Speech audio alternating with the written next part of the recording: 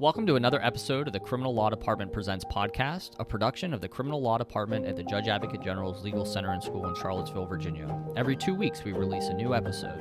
Today, we're going to have a conversation about a recent opinion from the Court of Appeals for the Armed Forces.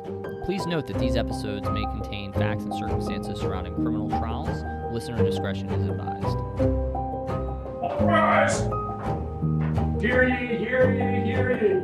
The Honorable United States Court of Appeals of the Armed Forces is now open and in session. God save the United States of America and this honorable.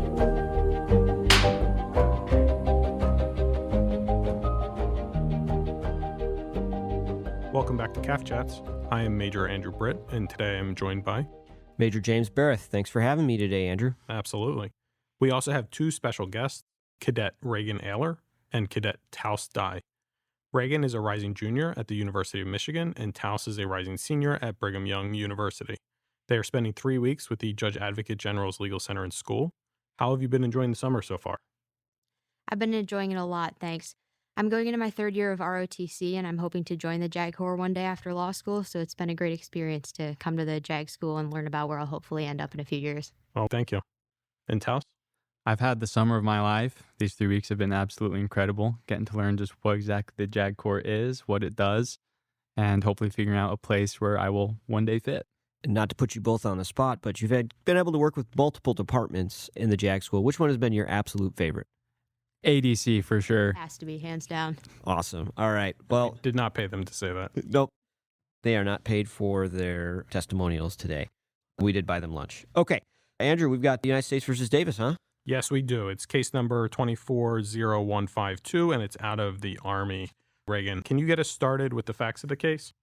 Of course. So Davis was charged with one specification of attempted sexual assault and two specifications of sexual assault in violations of Articles 80 and 120 of the UCMJ. The charges arise from allegations that he sexually assaulted a sergeant on 2 occasions at her home. Davis was arraigned by the first military judge, who is the Chief Circuit Judge of the Army's 5th Judicial Circuit. Notably, the first military judge had issued 2 unrelated rulings a month prior to this arraignment, where the first military judge ruled that a military accused has the right to a unanimous guilty verdict. And in both of these cases, which were U.S. v. Dial and U.S. v. Ferreira, the government petitioned ACCA for writs of prohibition, and ACCA stayed the proceedings. Because of the stays, the first military judge decided that he would not, quote, rule on any further unanimous verdict motions until the Army court issued an opinion on the issue.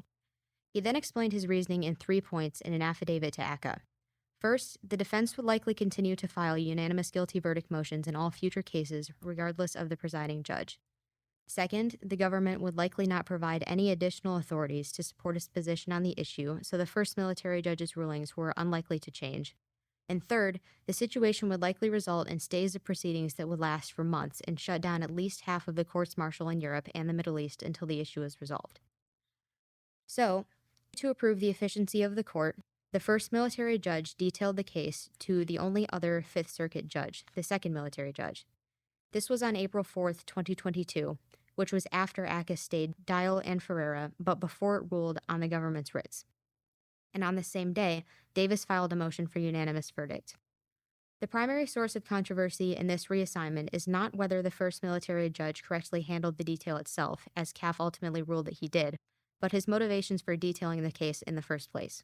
As the first military judge stated, he detailed the case in anticipation of a series of similar motions and stays that would be detrimental to the court's efficiency.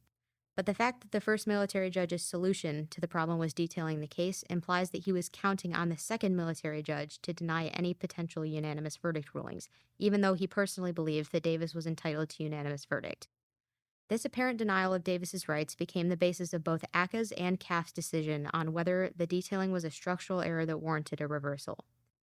And defense's concerns for Davis's rights were heightened when the second military judge did deny their unanimous verdict motion in the same session as his first appearance in the proceedings. This was on April 4th, 2022. On May 23rd, Davis requested to be tried by the second military judge alone instead of a panel. It was at this point that the second military judge assembled a court-martial. Later, Davis stated in an affidavit filed with ACCA that he would not have requested a judge-alone trial and also would have asked for the second military judge to be recused. But ultimately, the second military judge ended up acquitting Davis of the Article 80 attempt offense and convicting him of the 2 Article 120 offenses. He rejected the government's proposed sentence and gave Davis his requested sentence of a dishonorable discharge and 120 days of confinement for each specification to be served concurrently. At this point, the convening authority took no action with respect to the findings or the sentence. Awesome, Reagan. Thank you so much. Cadet Dye, what do you got for us? All right. Davis assigned the following error to the Army Court of Criminal Appeals: whether the judicial reassignment of Davis's case warrants reversal of the conviction. The ACCA set aside the findings and sentence and dismissed the charges with prejudice. At the outset, the ACCA concluded that the reassignment of the case from the first military judge to the second military judge constituted structural error mandating reversal, as the improper conduct of both trial judges affected the framework within which the trial proceeded.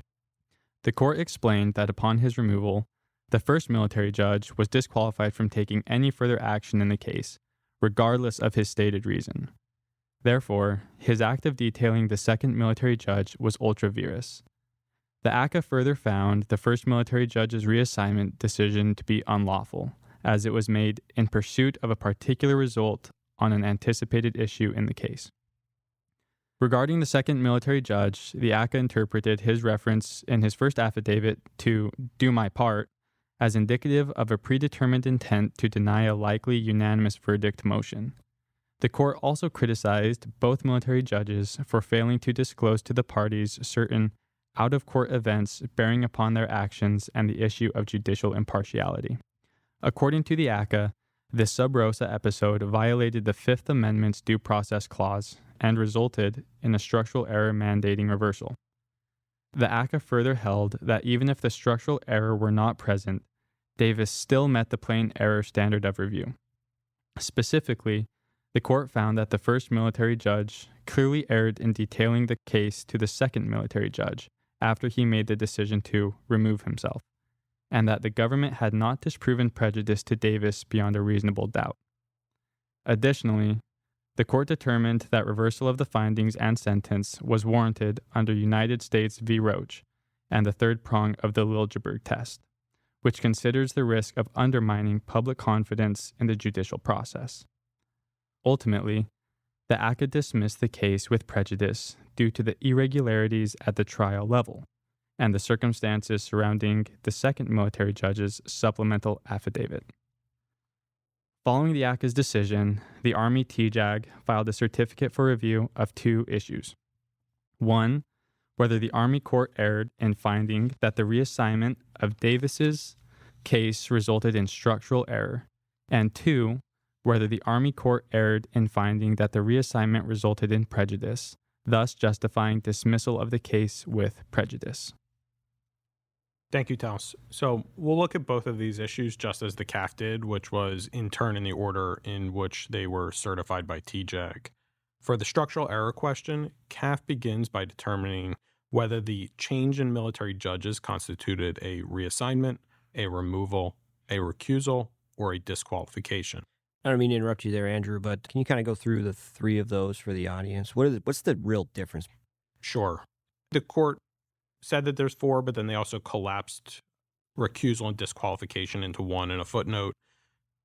A disqualification is a basis for a judge to not be able to sit on a case, whereas a recusal is the judge's refusal to sit based upon a disqualification. So in this way, they're kind of nested ideas. One is the basis and the other is the decision by the judge to remove themselves from the case. So a judge that may have had been victim to a similar crime could decide to recuse themselves based upon a disqualification. Absolutely. That is the distinction that they're drawing between those 2. Separate from that, there's this idea of removal, and this involves another authority taking the sitting trial judge off of the case. And then finally, there's a reassignment, which is just a change in the presiding judge, which is typically and commonly done by a circuit judge who is just changing the judges within that individual circuit. C.A.A.F doesn't actually get into the standard for when something would qualify as a removal. They're just looking at the fact that there's a higher authority. So in this particular case, they quickly dispose of removal because they say that the chief trial judge nor any other higher authority replace the first military judge in the case. And for that reason, it doesn't qualify as a removal. So I think the analysis is kind of that simple. Got it. In regard to removal, but you're not looking at some underlying basis. I think a removal might be in play if the military judge had committed some type of misconduct while sitting on the case. That still rise to a disqualification. But in this case, we don't have a removal or a recusal or a disqualification. What do we have here? So here we have a reassignment. And both judges in this case, they viewed the change that occurred as a reassignment, which C.A.A.F notes was a routine action that occurred within this particular judicial circuit. So it was normal business that a judge would get reassigned on a case. C.A.A.F also highlights that there is a strong presumption that a judge is impartial, and the evidence in the record for this particular case is insufficient to rebut that presumption. Accordingly, there was not a basis for the first military judge to not be able to sit the case, so he was not disqualified, and therefore did also not recuse himself.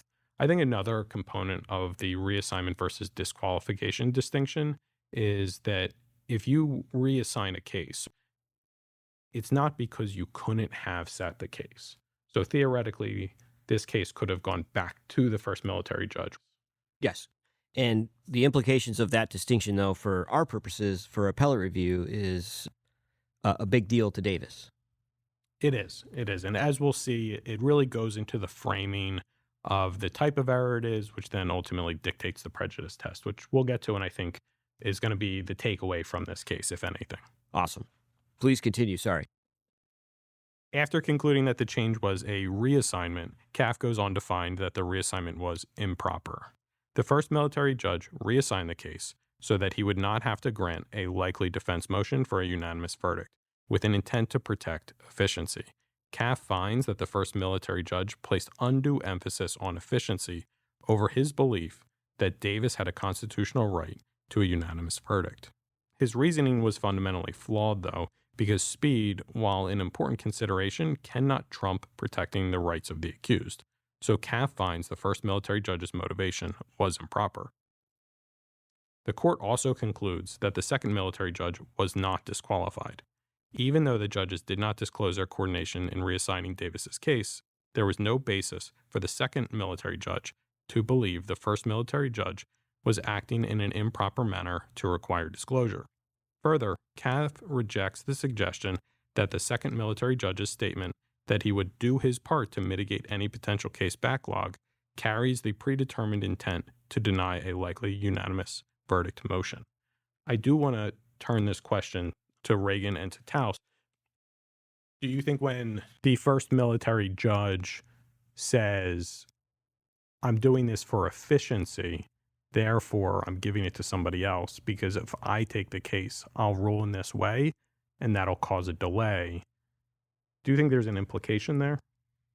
I would think that there would be an implication, yes. It seems like the first military judge was reassigning the case, hoping that the second military judge would not protect Davis's right to a unanimous verdict, which would be the location where you would find the issue because he was reassigning the case to promote efficiency, but behind the scenes, he was reassigning the case to get a different ruling on the unanimous verdict motion. I think, though, when you read some of the original C.A.A.F ruling, it goes into the fact that the second military judge had frequently offered to take some cases from the first military judge's plate to just help with overall efficiency, to help move cases along. So I think that there's some interpretation there that with the handing over of the case from the first military judge to the second military judge, you kind of see it going both ways, that there was nothing out of the ordinary. So you definitely understand where C.A.A.F is coming from, but I can also see it going the other way as well.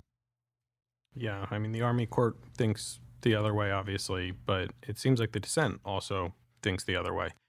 I suppose what really gets me about it is if you're giving the case to somebody else for efficiency's sake, it's only efficient if they rule differently from you.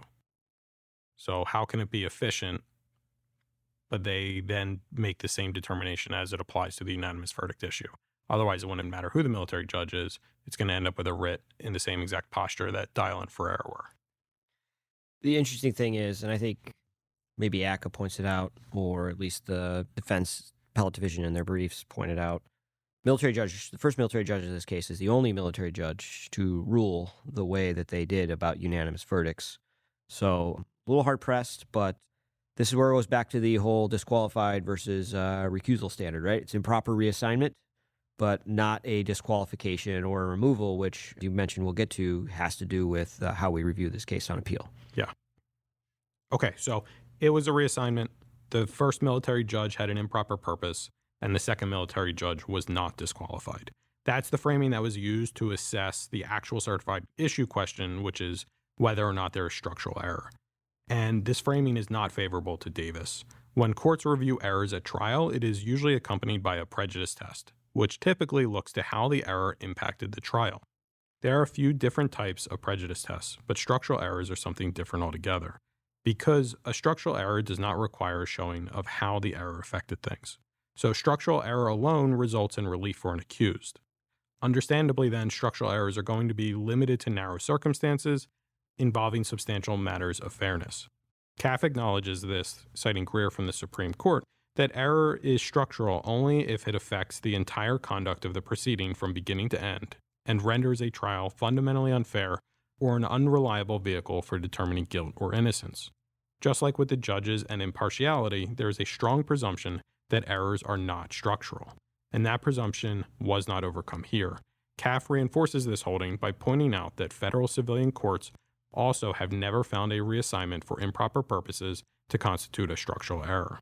As such, in order for Davis to get relief for the reassignment, there needs to be prejudice, which is the second certified issue. And James, can you take us through that? Yes. So you mentioned Greer, which has been mentioned in previous C.A.A.F opinions.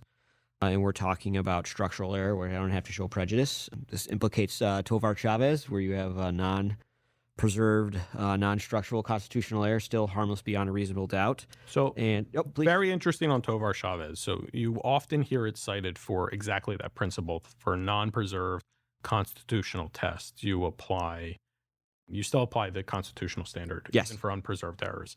In this particular case, they're citing Tovar Chavez, but the cite to Tovar Chavez is for non-constitutional prejudice, which Tovar Chavez still says, but it's also not what the case is about. No, it's part of their test analysis. So this is a very interesting decision. They could have cited a bunch of numerous cases for this standard review, but this is why you've got to be a steward of the profession and a steward of the case law, because there's little nuggets throughout all of these cases where they link them together. And I think it's not a coincidence that Greer and Tovar Chavez end up at the same opinion as it. The case escapes me right now, but I believe Judge Maggs cited both of those in a case in a concurrence talking about tests for prejudice. Because again, the test for prejudice can make or break a case for you on appeal, and it's all about how it enters the system and how it goes through the system. And because we're not talking about constitutional error here, we're just talking about prejudice. And the reassignment is improper, that's fine. But because the second military judge was not disqualified from sitting on the case, we then have to look at Article 59 of the UCMJ for prejudice. And that test is whether the error materially prejudiced the substantial rights of the accused.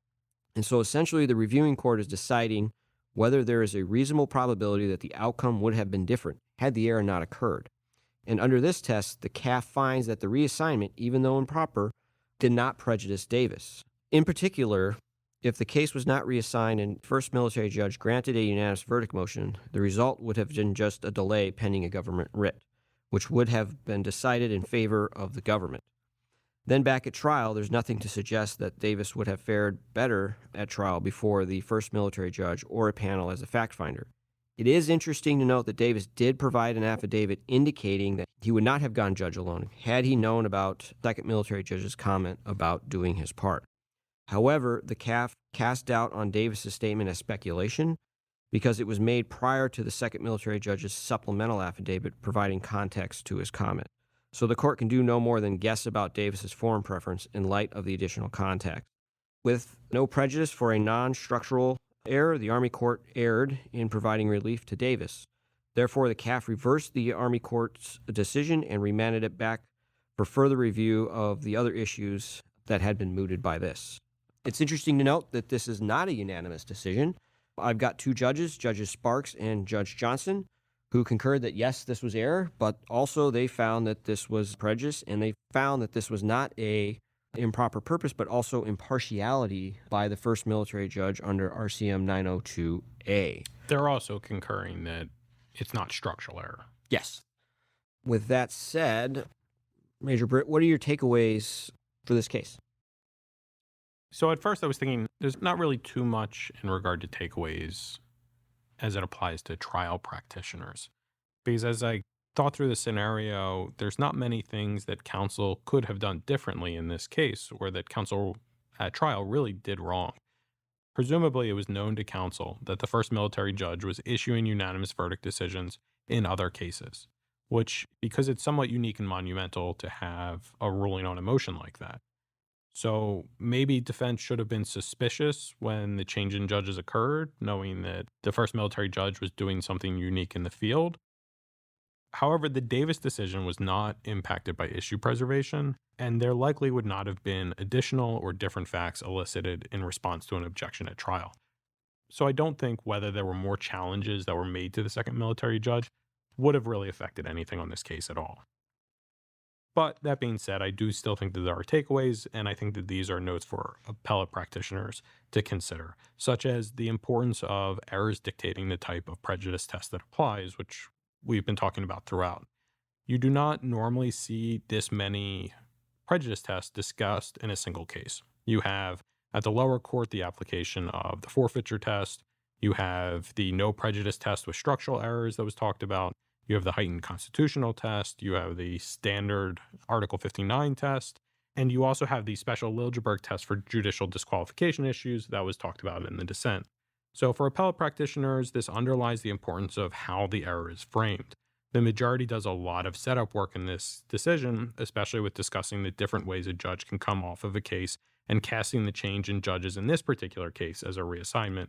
And I think that really drove the result as to how this case was decided, because if it was the disqualification and the majority was applying the Liljeburg test, they might have come to the same result as the dissent did. Yeah, and it's very key to reinforce that you have to understand before you even get into the do I win or do I lose analysis, and this is why the process is so important, is you have to really dive into is what is the exact error that I'm looking at.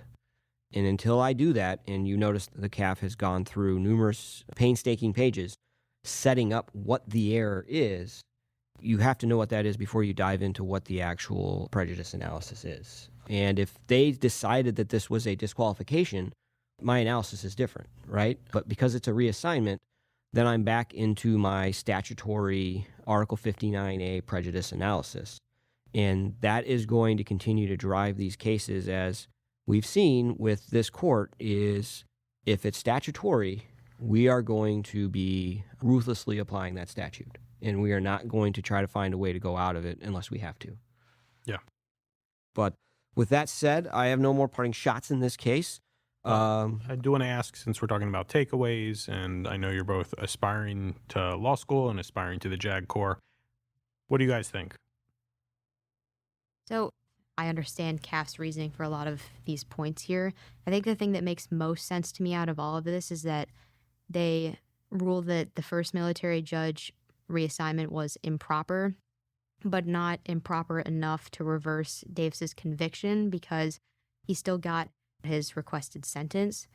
So at the end of the day, I don't fully grasp the in-depth differences between the structural error test, but it does seem to me like it didn't fundamentally affect the outcome of the case.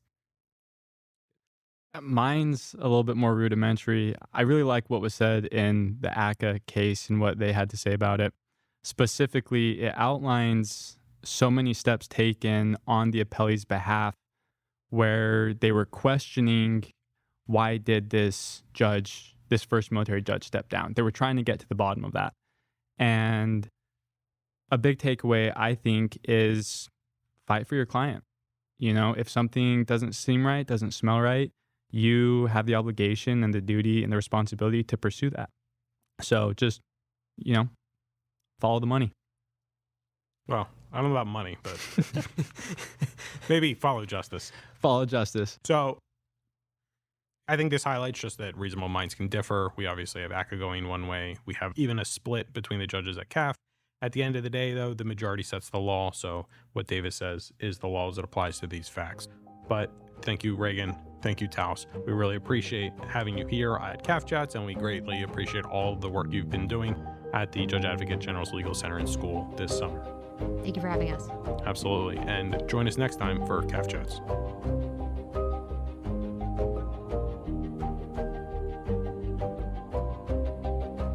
Thanks for joining us today for another episode of the Criminal Law Department Presents podcast. If anything you heard sparked a thought, we'd love to connect with you. Your comments help us create better future content for the field or the fleet. Reach out to us on Facebook or Instagram. The information can be found in the show notes for today's episode. The views expressed in today's podcast are those of the presenters and not necessarily the Judge Advocate General's Court, the Department of the Army, or the Department of Defense. Court thanks counsel for both sides. And the court will stand in recess until further order of the court.